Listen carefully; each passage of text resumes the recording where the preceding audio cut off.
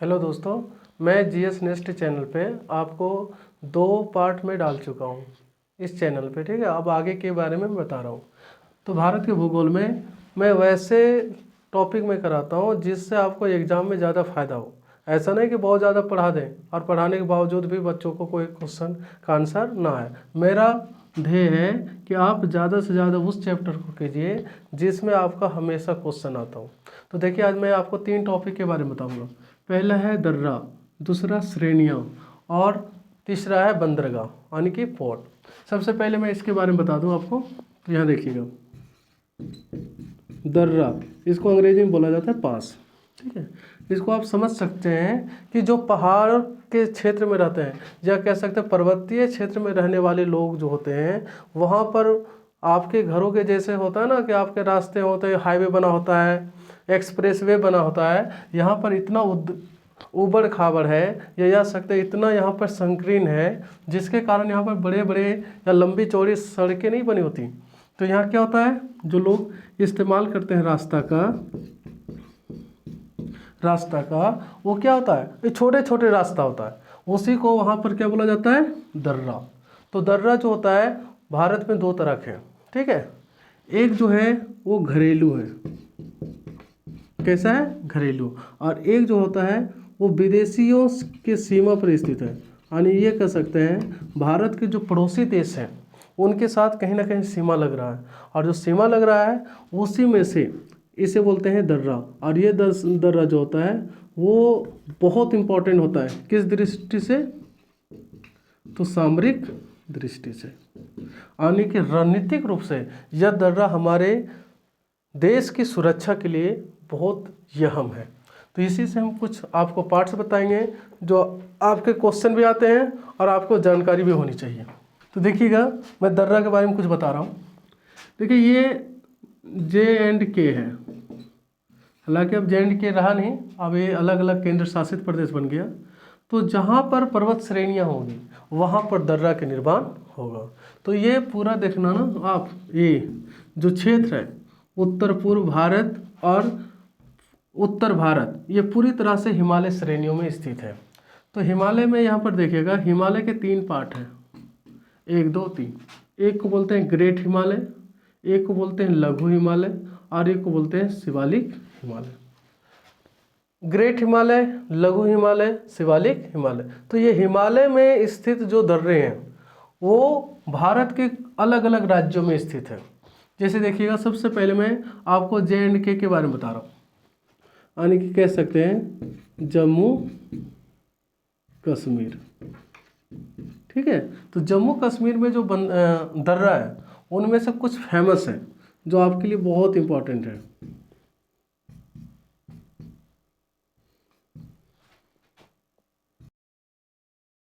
देखिए, पहला इंपॉर्टेंट नाम है काराकोरम दर्रा। काराकोरम पर्वत श्रेणी भी यहाँ पर है। ठीक है, और काराकोरम के नाम से भी यहाँ पर क्या है, एक दर्रा है। ये आपके लिए बहुत इंपॉर्टेंट है। नेक्स्ट नाम है कारगिल दर्रा।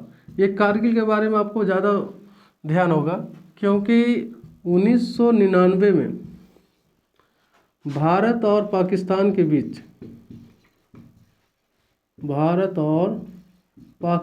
के बीच युद्ध हुआ था, जिसे कारगिल युद्ध के नाम से जाना जाता है। जिसे किस युद्ध के नाम से जाना जाता है, कारगिल युद्ध। आपको बहुत ज़्यादा ध्यान होगा तो थोड़ा इस पर भी ध्यान रखिएगा। नेक्स्ट नाम है जास्कर। तो जास्कर पर्वत श्रेणी भी है, जास्कर दर्रा भी है। नेक्स्ट नाम देखिएगा बनिहाल दर्रा। 1 2 3 4, इसमें जो सबसे इम्पोर्टेंट है वो है बनिहाल दर्रा। देखिए, ये बनिहाल दर्रा है वो जम्मू को कश्मीर से जोड़ती है, जम्मू को कश्मीर से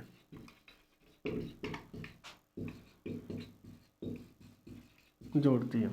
थोड़ा इसी के बारे में विस्तार से आपको जानना है कि बनिहाल दर्रा का और क्या खासियत है। देखिए, बनिहाल दर्रा में 2 खास बात है। ठीक है, एक है जवाहर सुरंग, और दूसरा जो नया बना भारत की जो लंबी सुरंग है, ठीक है, इसका नाम हो गया भारत का सबसे लंबा सुरंग, ठीक है। तो भारत का जो सबसे लंबा सुरंग अभी हाल ही में बना है, ठीक है, टनल, वो किस में बना है? बनिहाल दर्रा में। आपसे क्वेश्चन आता है कि भारत में स्थित सबसे लंबा सबसे लंबा सुरंग, सड़क सुरंग किस दर्रा में स्थित है? तो बनिहाल दर्रा में। बनिहाल दर्रा में पहले था जवाहर सुरंग, जो भारत का सबसे लंबा सुरंग था। अब ये लंबा नहीं रहा, अब सबसे लंबा चेनानी नौशेरा इसका नाम है। अगर आपको याद हो तो इसका नाम है चेनानी नौशेरा, ध्यान रखिएगा, ठीक है। पहले क्या नाम था? जवाहर सुरंग। अब भारत का सबसे लंबा सुरंग का नाम क्या है? चेनानी नौशेरा। यह आपको बहुत बार एग्जाम में पूछा है, ठीक है, कि चेनानी नौशेरा सुरंग भारत के किस दर्रा में स्थित है? तो बनिहाल दर्रा में, जो किस शहर को जोड़ती है? जम्मू को कश्मीर से। यानी कि कह सकते हैं जम्मू और कश्मीर का जो मुख्य शहर है, एक है श्रीनगर। तो श्रीनगर को जोड़ने वाला दर्रा कौन है? बनिहाल। बनिहाल दर्रा में जो स्थित है सुरंग, उसको बनाने का मकसद क्या था? देखिए, आप जानते हैं कि जम्मू कश्मीर हो या हिमाचल प्रदेश हो या उत्तराखंड हो, ये बर्फीले इलाके हैं। और बर्फीले इलाके में क्या होता है कि सालों भर सड़क जो है वो चलायमान नहीं हो पाता, क्योंकि अभी देखिएगा ठंड में बर्फीला बहुत ज़्यादा होता है, तो बर्फ़ का रेत जम जाता है, परत जम जाता है। तो क्या सड़क के माध्यम से आप सालों भर जम्मू कश्मीर जा सकते हैं? नहीं जा सकते ना। तो इसीलिए क्या होता है कि वहाँ पे सुरंग के माध्यम से रोड बनाए जा रहे हैं, जिससे 12 मास आने जाने में कोई दिक्कत नहीं हो। तो ये क्या है? रणनीतिक रूप से ये दोनों सुरंग हमारे देश के लिए बहुत खास है, ठीक है। तो ये ज़रूर ध्यान रखिएगा, बनिहाल दर्रा। नेक्स्ट नाम देखिएगा, आपको नेक्स्ट देखिएगा, यहाँ पे मैप छोटा है इसलिए थोड़ा बता रहा हूँ आपको। अब यहाँ पे है HP यानी हिमाचल प्रदेश। तो हिमाचल प्रदेश में कुछ नाम है जो देखिएगा, यहाँ पर मैं नाम बता रहा हूँ।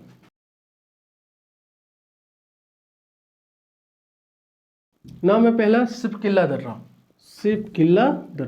देखिए, ये भारत और चीन की सीमा पर स्थित है, ठीक है। इसमें सिपकिला दर्रा है। इसकी महत्व जो है वो सबसे बड़ा महत्व है। आप नाम सुने होंगे सतलज नदी। तो सतलज नदी का उद्गम कहाँ होता है? तो देखिए, ये चीन का क्षेत्र है, जिसे बोलते हैं तिब्बत। क्या बोला जाता है? तिब्बत। तो तिब्बत में ही स्थित एक झील है, नाम इसका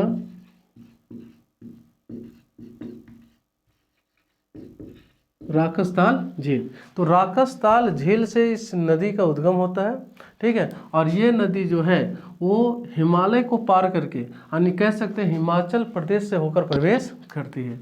जब ये नदी प्रवेश करती है तो उसे कोई ना कोई दर्रा का सहारा लेना होता है, या कह सकते हैं कोई ना कोई नाले का स्रोत लेना होता है, जिसके माध्यम से नदी भारत में प्रवेश करती है। तो ये किस दर्रा से होकर भारत में नदी प्रवेश करती है? सिपकिला दर्रा से होकर। तो आपसे यहाँ क्वेश्चन आता है, भारत से होकर बहने वाली सतलज नदी भारत के किस राज्य से होकर प्रवेश करती है?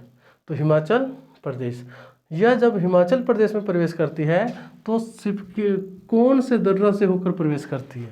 तो सिपकिला दर्रा, ठीक है। नेक्स्ट है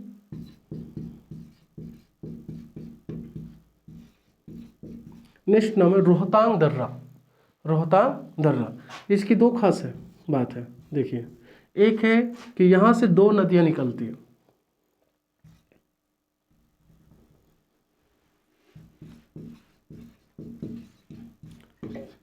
चिनाब नदी और रावी नदी, ठीक है। चिनाब दो नदियों से मिलकर बना, चंद्र और भागा। तो चंद्र और भागा जब मिलती है तो क्या बन जाती है? चिनाब। तो देखिए, रोहतांग दर्रा से दो नदी निकलती है, चिनाब और रावी नदी। आगे देखिएगा, नेक्स्ट नाम है बाड़ा लाचा दर्रा। रोहतांग के बाद बाड़ा लाचा दर्रा। यह दर्रा जो भी है वो हिमाचल प्रदेश में सैलानियों के लिए बहुत महत्वपूर्ण है, ठीक है। और यहाँ से भी एक नदी निकलती है जिसका नाम है ब्यास। कौन सी नदी निकलती है? ब्यास। तो देखिए, यहाँ पर आपको 3 दर्रा बताए, सिपकिला दर्रा, रोहतांग दर्रा और बारालच्चा दर्रा। ये तीनों दर्रा की खास बात है जो आपको एग्जाम में पूछा करता है। ठीक है, सबसे ज़्यादा इम्पोर्टेंट ये है, उसके बाद ये है, उसके बाद ये है। आगे लेके चलते हैं आपको। नेक्स्ट यहाँ पर है आपका उत्तराखंड। उत्तराखंड, तो उत्तराखंड में आपको यहाँ पर भी आपको 3 दर्रा के बारे में बता रहा हूँ।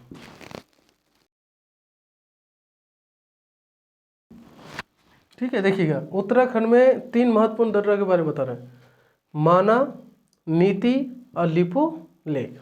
ये तीनों दर्रा जो है वो भारत और चीन की सीमा पर स्थित है, भारत और चीन की सीमा पर। इसमें जो सबसे महत्वपूर्ण है उसका नाम है लिपू लेक। ठीक है, आपसे क्वेश्चन आता है कि निम्नलिखित में से कौन सा दर्रा किस राज्य में स्थित है। ठीक है, तो आपको 3 राज्य के बारे में बता चुका हूँ, जम्मू कश्मीर, दूसरा हिमाचल प्रदेश और तीसरा उत्तराखंड। ये तीनों के तीनों कहाँ पर है, चीन की सीमा पर, जिसमें सबसे महत्वपूर्ण क्या है, लिपू लेक। देखिए यहाँ पर एक इसके बारे में बता रहा हूँ जो आपको ध्यान में रखिएगा। ठीक है, यह जो है भारत का चीन की सीमा पर, चीन की सीमा पर स्थित अंतिम गांव है, अंतिम गांव है। ये बहुत बार क्वेश्चन आया हुआ है। ठीक है, कि भारत के वह कौन सा गांव है जो चीन की सीमा पर अंतिम गांव है, तो उसका नाम क्या है, माना। माना गांव भी है, माना दर्रा भी है। ये तीनों दर्राओं से होकर, ठीक है, आप नाम सुने होंगे, कैलाश पर्वत की दर्शन करने के लिए जाते हैं लोग, कैलाश पर्वत के दर्शन। तो कैलाश पर्वत के जो दर्शन करने के लिए लोग जाते हैं उसमें सबसे अधिक किसका इस्तेमाल होता है, लिपू लेक दर्रा से होकर जाते हैं। ठीक है, तो जिसे बोलते हैं मानसरोवर भी बोला जाता है, क्योंकि मानसरोवर में ही क्या है, कैलाश पर्वत है। तो किस दर्रा से होकर जाते हैं लोग, जिसको बोलते हैं श्रद्धालु, तो किस दर्रा से होकर जाते हैं, लिपू लेक दर्रा। नेक्स्ट देखिएगा, देखिए यहाँ पर है, इस प्रदेश का नाम है सिक्किम। क्या नाम है, सिक्किम। सिक्किम में 2 महत्वपूर्ण दर्रा है। देखिए 2 महत्वपूर्ण दर्रा है, एक का नाम है नाथुला और एक का नाम है जेलेपला। ठीक है, तो नाथुला और जेलेपला में जो खास बात है वो ये है, नाथुला रणनीतिक रूप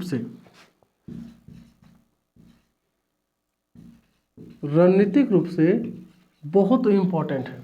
ठीक है, इस दर्रा से भी होकर कैलाश पर्वत के दर्शन के लिए भारत के हिंदू श्रद्धालु यहाँ पर जाते हैं। ठीक है, तो हिंदू श्रद्धालु जो कैलाश पर्वत या मानसरोवर की यात्रा करने के लिए जाते हैं वो किस दर्रा से होकर जाते हैं, या तो नाथुला, या तो लिपू लेक, माना या नीति। तो आपको 4 दर्रा के बारे में ध्यान रखना है कि वह कौन सा दर्रा है जिसके माध्यम से मानसरोवर तक पहुँचा जा सकता है। तो अगर आप सिक्किम से होकर जाइएगा तो कौन सा दर्रा से होकर जाना होगा, नाथुला। ठीक है, नाथुला जो दर्रा है वो कौन 2 देशों के बीच है, तो भारत और चीन के बीच। दूसरा नाम है जेलेपला, ये भारत और भूटान के बीच में स्थित है। यह जो दर्रा है वो कौन कौन देशों के बीच, तो भारत और भूटान।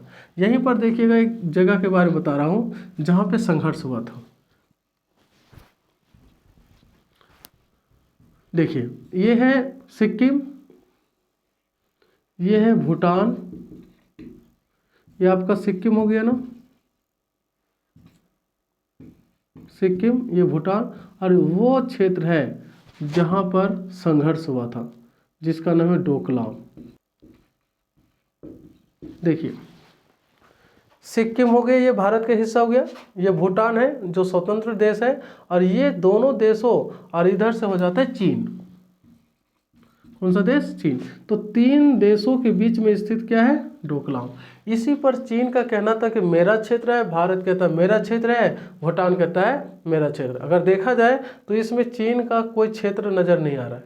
ठीक है, लेकिन चीन अपना बाहुबली या यह कह सकते हैं कि वो अपना पराक्रम को आगे बढ़ाने के लिए अपने इस क्षेत्र पर कब्जा करने का दुस्साहस प्रयास किया था, जिसे भारतीय सैनिकों ने लगातार 73 दिन के संघर्ष के बाद चीन को पीछे हटने पर मजबूर कर दिया था। हालांकि अब अभी भी डिस्प्यूटेड है, ठीक है। तो यहाँ पर कितने दर्रा हो गए? 2। आगे लेके चलते हैं आपको। देखिए एक यहाँ देखिए नाम है डाफला मिसमी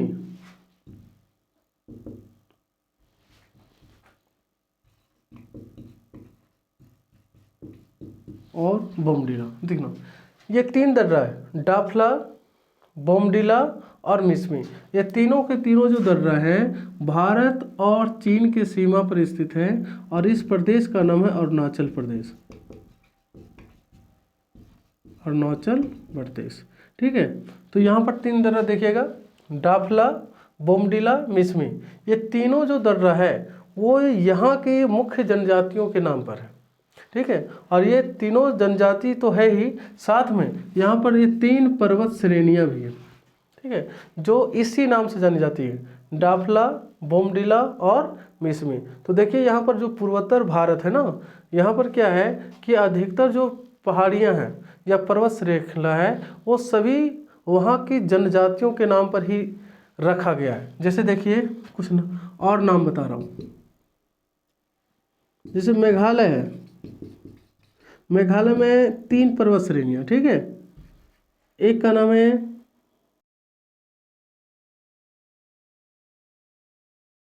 देखिएगा आपको कि मैं आपको केवल एग्जांपल बता रहा हूँ, ठीक है, कि पूर्वोत्तर भारत में अधिकतर जो पहाड़ियाँ हैं वो या जनजाति के नाम पर ही रखा गया है। तो देखिए मेघालय में 3 पहाड़ हैं, ठीक है, गारो, खासी, जैंतिया। ये यहाँ की मुख्य जनजाति है, मुख्य जनजाति कहाँ की? मेघालय की। तो ये एग्जाम्पल में बता दिया, ठीक है। तो आप ध्यान में रखिएगा इधर जितने भी पहाड़ियाँ हैं या पर्वत हैं वो कहीं ना कहीं किसी की जनजाति के नाम पर रखा गया। आगे देखना आप, इधर ले आइएगा दक्षिण भारत की ओर, ठीक है। तो यहाँ पर ये पर्वत घाट श्रेणी है, पर्वत घाट पर्वत श्रेणी, इसको बोलते हैं पश्चिमी घाट पर्वत श्रेणी, पश्चिमी घाट पर्वत श्रेणी। तो पश्चिमी घाट पर्वत श्रेणी में यहाँ पर श्रेणियाँ हैं तो यहाँ पर भी कहीं ना कहीं दर्रा होगा। तो यहाँ पर दर्रा को कहा जाता है घाट, क्या बोला जाता है? घाट, ठीक है। तो यहाँ पर मुख्य श्रेणियों में जो घाट है वो देखिएगा, एक यहाँ पे 4 घाट हैं जिसे बोलते हैं दर्रा। यहाँ पे 2 घाट देखिएगा, बाल घाट और भोर घाट, ये दोनों महाराष्ट्र में है। ये दोनों कहाँ पे है? महाराष्ट्र में, ठीक है। इसी घाट से होकर भारत की 2 मुख्य नेशनल हाईवे, जिसे एक का नाम है NH6 और एक का नाम है NH4, ठीक है। तो NH4 और NH6 जो गुजरती है वो कौन से घाट से गुजरते हैं? थाल घाट और भोर घाट। तो थाल घाट और भोर घाट जो है वो NH के निर्माण में बहुत सहयोग किया और इसी NH के माध्यम से क्या है कि रेलवे का भी विस्तार हुआ है। आगे यहाँ पर देखिएगा, थोड़ा सा मैं आपको बता दे रहा हूँ केवल जानकारी के लिए, ठीक है। देखिए ये है पश्चिमी घाट पर्वत श्रेणी और ये है पूर्वी घाट पर्वत श्रेणी। तो दोनों पर्वत श्रेणी में, ठीक है, यहाँ पर एक प्रकार के जंक्शन है जिसको बोल सकते हैं गठजोड़, और इस गठजोड़ को बोला जाता है नीलगिरी पर्वत श्रेणी, नीलगिरी पर्वत श्रेणी, ठीक है। तो नीलगिरी पर्वत जो श्रेणी है यहाँ पर क्या है कि एक दर्रा स्थित है, इसका नाम है, क्या नाम है? पाल घाट। तो नीलगिरी पर्वत श्रेणी में स्थित घाट का नाम क्या है? पाल घाट। और ये जो पाल घाट है वो केरल को तमिलनाडु से जोड़ती है। तो केरल के मुख्य शहर और तमिलनाडु के मुख्य शहर जो इधर से NH गया हुआ है उसको जोड़ने वाला दर्रा कौन है? पाल घाट। और पाल घाट अगर पूछ ले कि कौन से पर्वत श्रेणी में स्थित है तो नीलगिरी पर्वत श्रेणी। नीलगिरी पर्वत श्रेणी का अगर कभी क्वेश्चन आ जाए कि सबसे ऊंची चोटी का नाम क्या है, तो यहाँ देख लीजिए आप,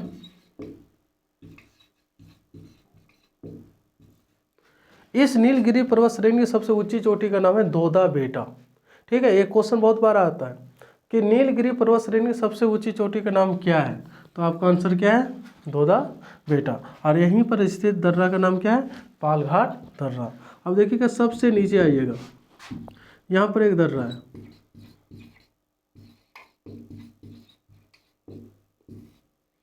इस दर्रा का नाम है सेनकोट्टा। ठीक है, तो भारत का सबसे दक्षिण में स्थित दर्रा का नाम क्या है, सेनकोट्टा। ये क्वेश्चन भी बहुत बार आया हुआ। ठीक है, तो देखिए कितना दर्रा बता दिया। जम्मू कश्मीर में 4 दर्रा बताएं, हिमाचल प्रदेश में 3 बताएं, और आपको उत्तराखंड में भी बताएं 3, सिक्किम में 2 है, नाथुला है और जलेपला है। उसके बाद बोमडिला, डाफला, मिसमी। उसके बाद देखिए इधर थालघाट, भोरघाट, पालघाट और सेनकोटा। तो ये क्वेश्चन को आप केवल रिपीट कर लीजिएगा कि कौन सा दर्रा किस राज्य में है और इसका महत्व क्या है। ठीक है, जैसे आपको महत्व वाले क्वेश्चन बताए थे कि बनिहाल दर्रा है, कौन सा दर्रा है, बनिहाल। तो बनिहाल दर्रा की खास बात क्या था और इसका भारत के परिप्रेक्ष्य में क्या है और इससे किस प्रकार के क्वेश्चन आते हैं। तो जो एग्जाम में पूछा जाता है वो सीधा पूछा जाता है। जैसे एग्जाम्पल मैं बता रहा हूँ कि भारत और चीन के बीच स्थित वह कौन सा दर्रा है, कौन सा दर्रा है जो सामरिक दृष्टि से महत्वपूर्ण है, सामरिक दृष्टि से महत्वपूर्ण है। इस टाइप का क्वेश्चन आता है। ठीक है, तो सामरिक दृष्टि से महत्वपूर्ण है। ठीक है, तो इसमें नाथुला आ जाता है, लेपू लेक आ जाता है। ठीक है, इसमें सबसे अगर ज़्यादा अगर बात किया जाए तो कौन है, नाथुला। ठीक है,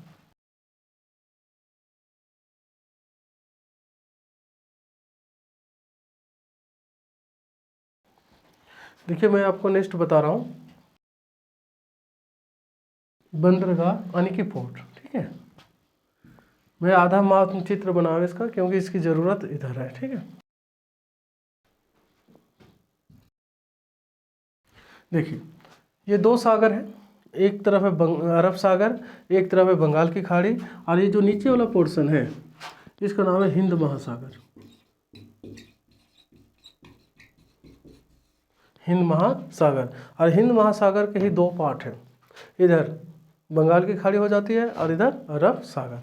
देखिए ये है पश्चिमी तट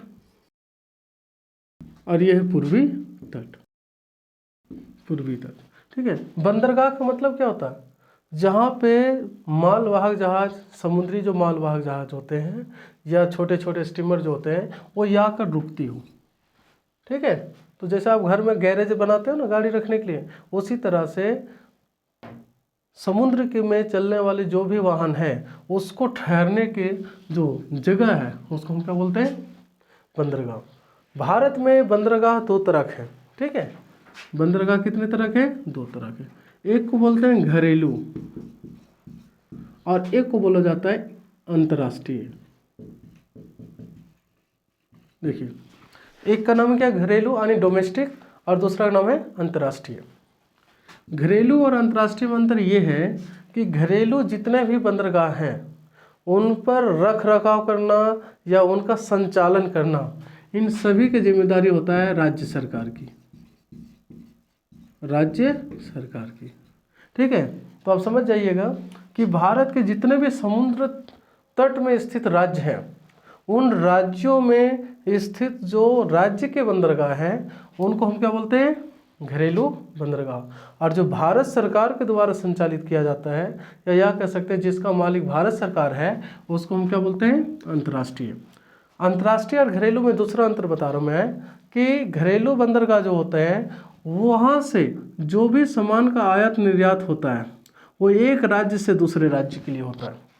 जैसे देखिए ये गोवा है, गोवा से सामान का निर्यात कहाँ हो रहा है, तो कर्नाटका में। गोवा से सामान का निर्यात कहाँ हो रहा है, तो महाराष्ट्र में। गोवा से सामान का निर्यात कहाँ हो रहा है, तो गुजरात में। ऐसे जो निर्यात होते हैं वो किस बंदरगाह से होते हैं, घरेलू बंदरगाह से। और जो विदेशों में निर्यात होते हैं, जैसे मान लेते हैं कि भारत से श्रीलंका में हो रहा है, भारत से श्रीलंका में। इसके लिए कौन से बंदरगाह का इस्तेमाल किया जाएगा? अंतर्राष्ट्रीय बंदरगाह। तो यहाँ पर मैं आपको बताऊंगा भारत के बड़े बंदरगाह, ठीक है, जो आपके क्वेश्चन सबसे ज़्यादा था। देखिएगा कि जो बंदरगाह है उन सभी मंत्रालय को कहा जाता है जहाज रानी मंत्रालय, जहाज रानी मंत्रालय, जिसका मंत्री है नितिन गडकरी, ठीक है। तो नितिन गडकरी जो मंत्री हैं वो अधिकतर अंतर्राष्ट्रीय बंदरगाह के अंतर्गत आते हैं, अंतर्राष्ट्रीय बंदरगाह, अंतर्राष्ट्रीय बंदरगाह के अंतर्गत जो बंदर आते हैं उसे हम क्या बोलते हैं? जहाज रानी मंत्रालय। तो यहाँ पर आपको कुछ नाम बता रहा हूँ, ठीक है, उसकी खास बात भी बताऊँगा। देखिए गुजरात है, गुजरात में यहाँ पर एक बंदरगाह है, क्या है इसमें? इसे बोला जाता है रन का कच्छ, रन का कच्छ। तो रन का कच्छ और ये जो क्षेत्र है इसे बोला जाता है कच्छ की खाड़ी, कच्छ की खाड़ी, ठीक है। तो कच्छ की खाड़ी में स्थित क्या है? एक जगह है जिसका नाम है, यहाँ पे देखिए कच्छ की खाड़ी में स्थित है, नाम है क्या? कांडला बंदरगाह। कांडला बंदरगाह जो है उसका अब जो नाम है उसका नाम है पंडित दीनदयाल उपाध्याय बंदरगाह, उपाध्याय बंदरगाह। देखिए यहाँ पर आपको करंट अफेयर बता दे रहे हैं कि कांडला बंदरगाह का हाल ही में नाम बदलकर क्या कर दिया गया? तो पंडित दीनदयाल उपाध्याय बंदरगाह। आपसे क्वेश्चन आएगा कि भारत का वह कौन सा बंदरगाह है जिसका नाम हाल ही में चेंज कर दिया गया, ठीक है। तो उसका नाम क्या है? कांडला बंदरगाह। कांडला बंदरगाह से इसका नाम क्या कर दिया गया? दीनदयाल उपाध्याय बंदरगाह। जो भारत के किस राज्य में है? तो गुजरात में, ठीक है। आगे है कांडला बंदरगाह की क्या खासियत है? कांडला बंदरगाह का जो खास बात है वो ये है कि यह ज्वारीय बंदरगाह है। किस प्रकार का बंदरगाह है? ज्वारीय। ज्वारीय मतलब क्या होता है? आप सुने होंगे कि ज्वार भाटा, समुद्र में ज्वार भाटा आता है।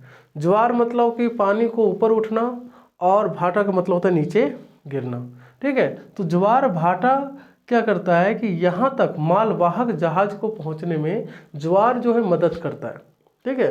तो जब ज्वार मदद करता है तो इसका नाम क्या हो गया? ज्वारीय बंदरगाह। तो आपसे क्वेश्चन आता है कि भारत का वह कौन सा बंदरगाह है जिसे ज्वारीय बंदरगाह भी कहा जाता है? तो इसका आंसर क्या है? कांडला बंदरगाह, यानी कि पंडित दीनदयाल उपाध्याय बंदरगाह।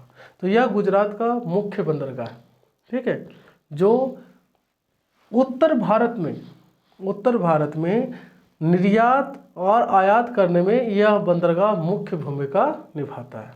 नेक्स्ट देखिएगा, मैं आपको यहाँ पे नाम लिख देता हूँ।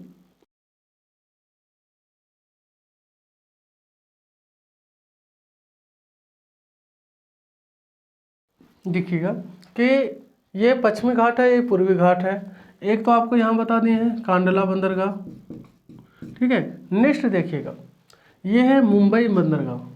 मुंबई बंदरगाह की खास बात यह है कि मुंबई बंदरगाह भारत का सबसे बड़ा बंदरगाह। क्वेश्चन आता है भारत का सबसे बड़ा बंदरगाह कौन सा है?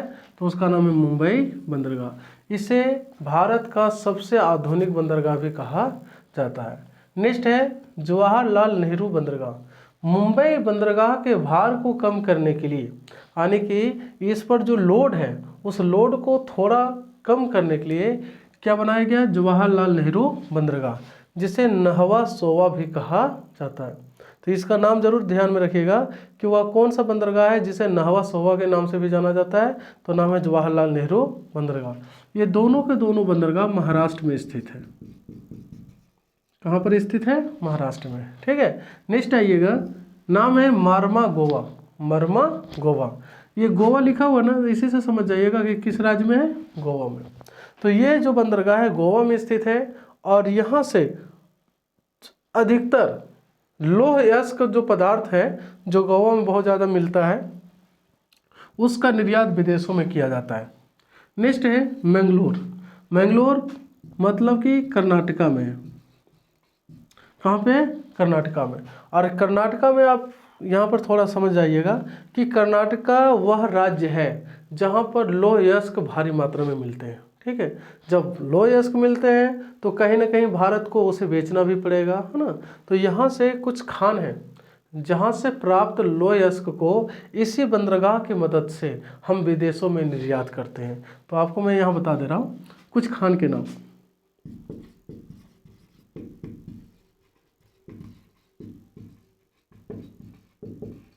देखिए लोहयस्क के खान के नाम जो कर्नाटका में, ठीक है, कुछ नाम जो आपके एग्जाम में महत्वपूर्ण होते हैं।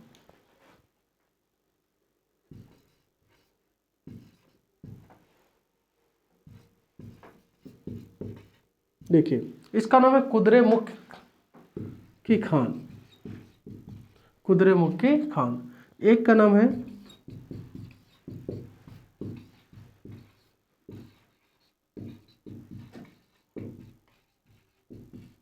नेक्स्ट है जो कर्नाटका में स्थित है, लोहा के लिए प्रसिद्ध है।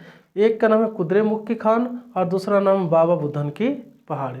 तो ये दोनों क्वेश्चन पूछा जाता है कि बाबा बुदन की पहाड़ी भारत में किस लिए प्रसिद्ध है, तो आपका सीधा सा आंसर है लोहयस्क के लिए प्रसिद्ध है। कुद्रेमुख की पहाड़ या कुद्रेमुख की खान किस लिए प्रसिद्ध है, लोहयस्क के खनन के लिए। तो खनन होगा तो कहाँ होगा, कर्नाटका में। जब कर्नाटका में खनन होगा तो इसको निर्यात किस बंदरगाह के माध्यम से करेंगे, तो मैंगलोर बंदरगाह के माध्यम से। मैंगलोर किस प्रकार का शहर है, तो मैंगलोर एक तटीय शहर है जो बंदरगाह के रूप में कार्य करता है। नेक्स्ट है कोचीन। कोचीन यानी कि केरल, किस राज्य में है, केरल में। यहाँ पर क्या होता है कि भारत सरकार के द्वारा शिप बनाने का, यानी कि जहाज, जो पानी जहाज होते हैं उसके बनाने के लिए या उसको मरम्मत करने के लिए यहाँ पर कंपनी बनाया गया। ठीक है, तो इस कंपनी का नाम है कोचीन शिप यार्ड एवं बिल्डर्स लिमिटेड। देखिए कोचीन में भारत सरकार के द्वारा स्थापित कंपनी है, ठीक है, जो शिप यार्ड यानी शिप यहाँ पर रुकती भी है और शिप का मरम्मत भी होता है और शिप का निर्माण भी होता है। तो अगर आपसे क्वेश्चन आए भारत सरकार के द्वारा शिपों का निर्माण किस स्थल पर होता है, तो उसका नाम है कोचीन। कोचीन सबसे बड़ा बेस भी है और यहाँ पर शिपों को ठहरने के लिए बहुत बड़ा यार्ड भी बनाया गया है। ठीक है, और यहाँ पर मरम्मत भी होता है और नए नए मालवाहक जहाज का निर्माण भी होता है। वो कहाँ पर होता है, कोचीन में। तो देखिए ये आपके कुछ नाम हैं, कांडला, मुंबई, जवाहरलाल नेहरू, मर्मगोवा, मैंगलोर और केरल, सॉरी कोचीन। तो कितना नाम हो गए, 1 2 3 4 5 6, 6 नाम है, 6 नाम। देखिए इसमें और क्या क्वेश्चन आता है जो आपके एग्जाम की दृष्टि से महत्वपूर्ण है कि वह कौन सा बंदरगाह है जो पूर्वी घाट पर स्थित नहीं है। वह कौन सा बंदरगाह है जो पूर्वी घाट पर स्थित नहीं है। तो ये कौन सा घाट हो गया, पश्चिमी घाट। पश्चिमी घाट में जितने भी बंदरगाह हैं 6 हैं, 6 को आप दिमाग में जरूर उतार लीजिएगा कि ये जितने भी बंदरगाह हैं पूरे के पूरे कितने, 6। तो 6 किस घाट पर है, पश्चिमी घाट पर्वत श्रेणी में। ये कौन सा घाट है, पश्चिमी घाट पर्वत श्रेणी में। कितने हैं, 6। सबसे उत्तर में कौन है, कांडला, और सबसे दक्षिण में कौन है, तो कोचीन। आपको एग्जाम के आधार पर आपको तैयार होना होगा।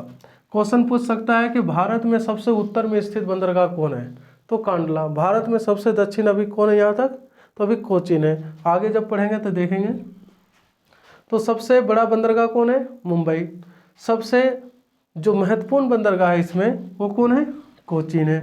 आगे देखिएगा कि और क्या है इसकी खास बात। जो पश्चिमी घाट पर्वत श्रेणी में स्थित बंदरगाह है वो सबके सब प्राकृतिक है। क्या है, प्राकृतिक, यानी कि सभी नेचुरल है। ठीक है, ये कोई भी बंदरगाह जो है वो मानव के द्वारा निर्मित नहीं है, इसकी खास बात है। तो आप ध्यान में रखिएगा कि पश्चिमी घाट पर्वत श्रेणी में स्थित जो बंदरगाह वो किस प्रकार के हैं, प्राकृतिक है, यानी पहले से ही बनाया हुआ है। आगे आपको देखिएगा, नेक्स्ट देखिएगा, ये पश्चिमी घाट पर्वत श्रेणी में जो स्थित बंदरगाह उसके बारे में बताएं। अब यहाँ पर यह पूर्वी घाट पर्वत श्रेणी में, देखिए यहाँ पर नाम है इसका, ये जो है श्रीलंका है, ठीक है, ये जुड़ा हुआ है, आप भी जानते हैं। यहाँ पर एक दर्रा है जिसका नाम है पाक जल संधि, सॉरी यहाँ पे पास है स्ट्रीट है जिसका नाम है पाक जल संधि। पाक जल संधि जो भारत और श्रीलंका के बीच में स्थित है। यहाँ पर एक बंदरगाह है,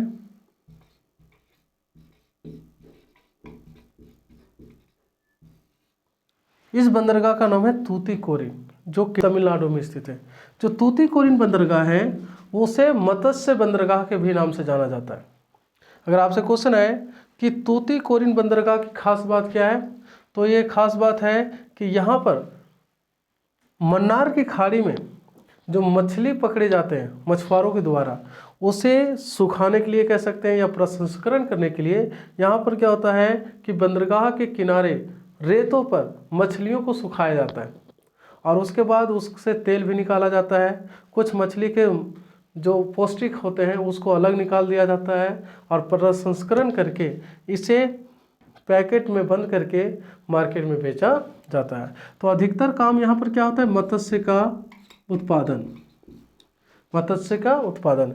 इसलिए इस बंदरगाह को किस नाम से जाना जाता है, मत्स्य बंदरगाह। तो भारत का वह कौन सा बंदरगाह है जो मत्स्य बंदरगाह के नाम से जाना जाता है, तो तूतीकोरिन। किस राज्य में है, तो तमिलनाडु में। कौन से खाड़ी के किनारे है, तो मन्नार की खाड़ी के किनारे। यहाँ पर आप सुने होंगे कि श्रीलंका के नौसेना के द्वारा भारत के मछुआरों को पकड़ लिया गया, ठीक है। तो पकड़ क्यों लिया जाता है, क्योंकि मन्नार की खाड़ी है। मन्नार की खाड़ी जो है तमिलनाडु और श्रीलंका के बीच में है। मछुआरों को ये लगता है कि कुछ दूर और जाएंगे तो ज़्यादा मछली पकड़ लेंगे, कुछ दूर और चले जाएंगे तो ज़्यादा मछली पकड़ लेंगे, और इसी तरह वो अंतर्राष्ट्रीय जो सीमा है उसका उल्लंघन कर जाते हैं। और श्रीलंका के नौसेना जो होते हैं वो बस ये दाव में रहते हैं कि कब भारतीय मछुआरे हमारे सीमा में आ जाए। जैसे सीमा में चले जाते हैं तो बोट के साथ साथ मछुआरों को भी पकड़ के ले जाया जाता है। तो श्रीलंका को फायदा क्या है इसमें, श्रीलंका को फिर भारत सरकार से कुछ पैसा मिल जाता है, क्योंकि भारतीय जो होते हैं उनको छुड़ाने के लिए, समझे। तो श्रीलंका का कारोबार इसी में चलता है कि भारतीय मछुआरों को पकड़ लो, कुछ पैसा मिल जाएगा, ठीक है। आगे देखिएगा, यहाँ पर है चेन्नई। कौन सा बंदरगाह, चेन्नई। चेन्नई बंदरगाह जो है वो बंगाल की खाड़ी में स्थित है और यह भारत का सबसे प्राचीन बंदरगाह है, सबसे प्राचीन एवं कृत्रिम बंदरगाह है।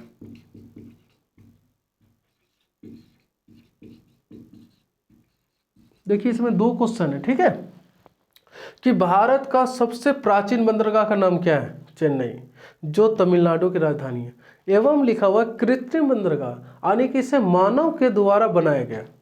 इस घाट पर जितना भी बंदरगाह था वो क्या था, प्राकृतिक, और इस घाट पर जो बंदरगाह है वो किस प्रकार के हैं, तो देखिए लिखा हुआ कृत्रिम, यानी कि इसे पानी के लहरों से बचाव के लिए जब चोल साम्राज्य का शासन था तो उस समय यहाँ पर क्या था कि लहरों के बीच में यहाँ दीवार बनाया गया, जिससे लहर के द्वारा इस बंदरगाह का नुकसान ना हो।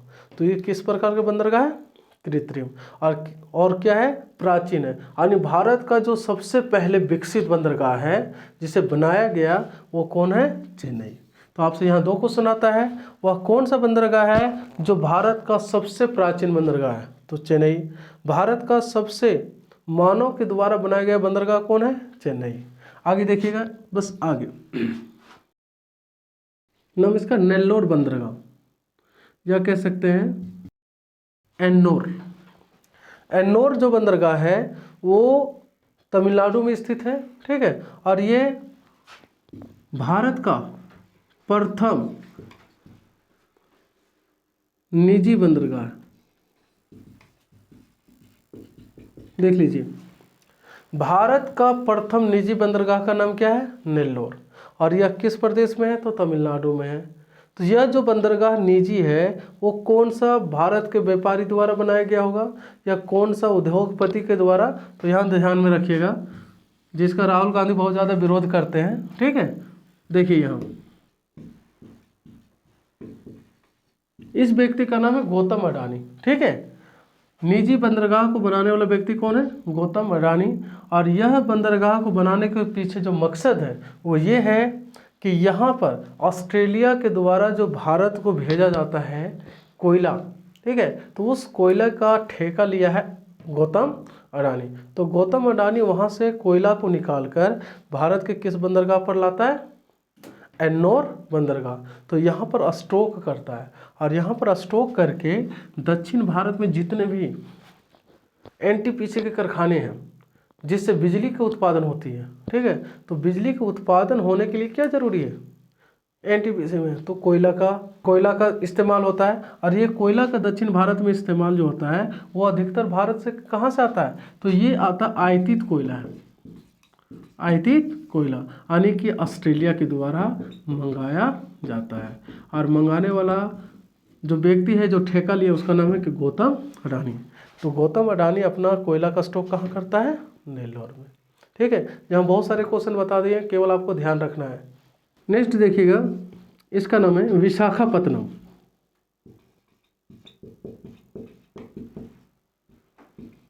विशाखापत्तनम, विशाखापत्तनम आंध्र प्रदेश में स्थित है। और यहाँ पर इसकी खास बात है जो मैं आपको बता रहा हूँ, यह भारत का सबसे सुरक्षित बंदरगाह है। पहला इसका ऑब्जेक्टिव है भारत का सबसे सुरक्षित बंदरगाह। तो भारत का सबसे सुरक्षित बंदरगाह कहने का मतलब ये है कि यह बंदरगाह जो है वो एक प्रकार के मूंगे के चट्टान से बना हुआ है, जिसको आप कह सकते हो कि प्रवाल भित्ति से निर्मित है, ठीक है।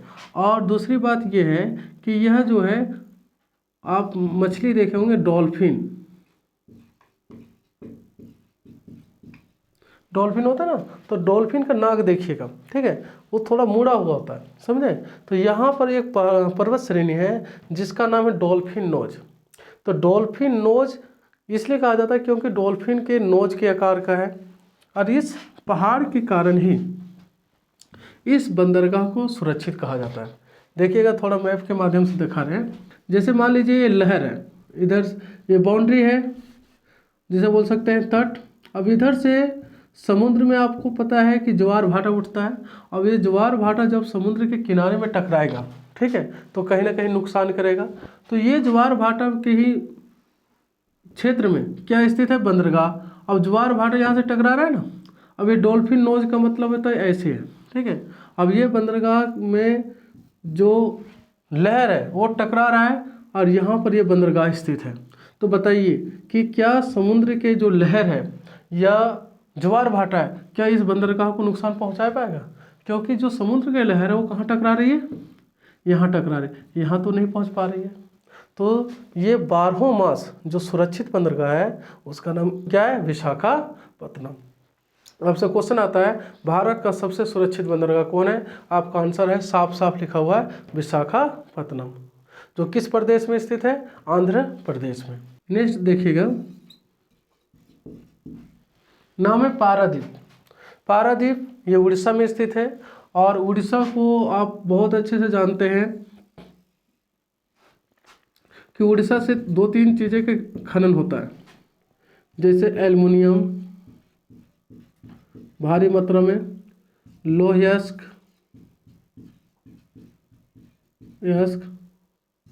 कोयला,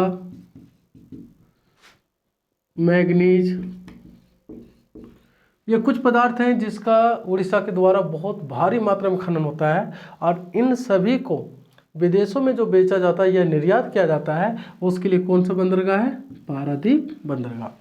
तो आप ध्यान में रखिएगा भारत का वह कौन सा बंदरगाह है जो उड़ीसा में स्थित है, तो इसका नाम क्या है? पारादीप। पारादीप के ही माध्यम से उड़ीसा में होने वाले उत्पादित खनिज संपदा को विदेशों में बेचा जाता है। तो जो बेचा जाता है वो किस बंदरगाह के माध्यम से बेचा जाता है? पारादीप बंदरगाह के माध्यम से। यहाँ पर आइएगा आप, देखिए नदी है, इस नदी का नाम है हुगली। कौन सा नदी है? हुगली। अब हुगली नदी पर यहाँ पर 2 बंदरगाह स्थित है, ठीक है। एक का नाम है कोलकाता और एक का नाम है हल्दिया। देखिएगा, हुगली नदी पर स्थित दो बंदरगाह, कोलकाता और हल्दिया।